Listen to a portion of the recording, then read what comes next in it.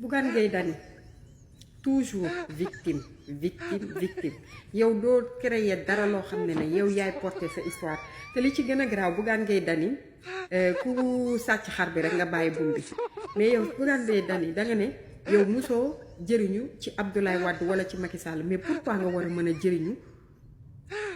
si bépp régime bu war a mën a topp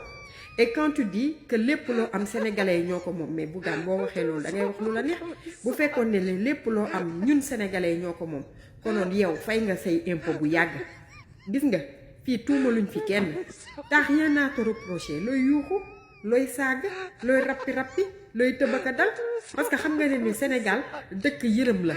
il suffit juste nga victimiser wu ne dañ la tooñ pour que sénégalais ànd ak yow mais Bougane yow kenn du ànd ak yow parce que yow ki ngay accusé di ko tooñ naan fenkat la duukat la kooku génn na keroog wax na leen ko moom dafa miis